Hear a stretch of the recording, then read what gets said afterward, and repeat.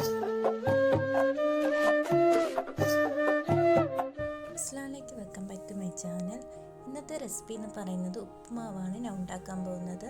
അങ്ങനെ തയ്യാറാക്കി എടുക്കാൻ നോക്കാം. ഞാൻ ഇവിടെ 2 കപ്പ് അളവിൽ റവ എടുത്തിട്ടുണ്ട്. അതൊന്ന് നമുക്കൊന്ന് വറുത്തെടുക്കാം.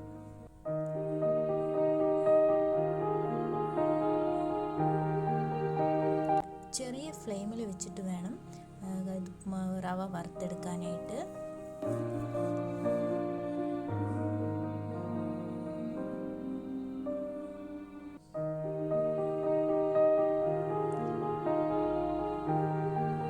റവ അങ്ങനെ ഏകദേശം നല്ല രീതിയിലൊന്ന് വറുത്തെടുത്തിട്ടുണ്ട്.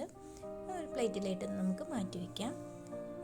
ഈ പാത്രത്തിൽ തന്നെ നമുക്കിനി താളിച്ചെടുക്കാം. ഇതിലേക്ക് ഞാൻ കുറച്ച് ഓയിൽ ഒഴിച്ച് കൊടുക്കുന്നുണ്ട്. അത് കഴിഞ്ഞിട്ട് ഒരു 1/2 ടീസ്പൂൺ കടുകും കൂടി ഒന്ന് ഇട്ട് കൊടുക്കാം. കടുക് നല്ല രീതിയിലൊന്ന് പൊട്ടി വരട്ടെ.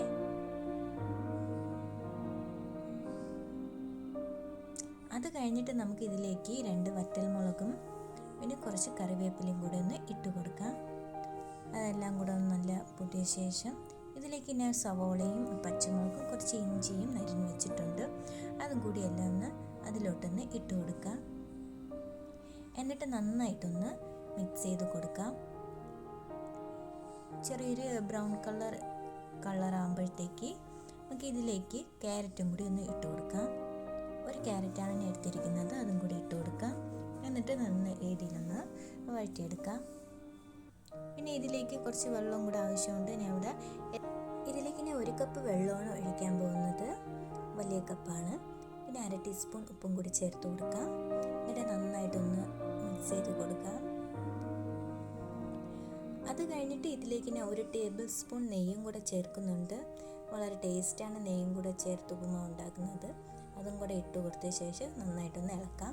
പിന്നെ ഇത് നല്ലോണം തിളയ്ക്കുമ്പോഴത്തേക്കാണ് നമ്മൾ വറുത്ത് വെച്ചിരിക്കുന്ന റവ ഇട്ട് കൊടുക്കാനായിട്ട്. അങ്ങനെ നല്ല തിളച്ചിട്ടുണ്ട്. നമുക്കിനി വറുത്ത് വെച്ച റവ ഒന്ന് ഇട്ട് കൊടുക്കാം.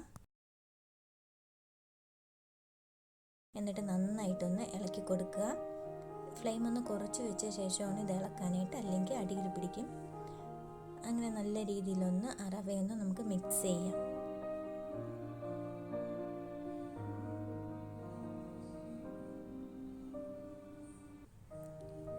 അങ്ങനെ എല്ലാം നന്നായിട്ട് മിക്സ് ചെയ്തിട്ടുണ്ട്. അങ്ങനെ നമ്മുടെ ഉപ്പുമാവ് റെഡി ആയിട്ടുണ്ട്. എല്ലാവരും ഇത് ട്രൈ ചെയ്യുക. വളരെ സിമ്പിളായിട്ടുള്ള റെസിപ്പിയാണ്. അടുത്ത വീഡിയോയുമായി വീണ്ടും കാണാം.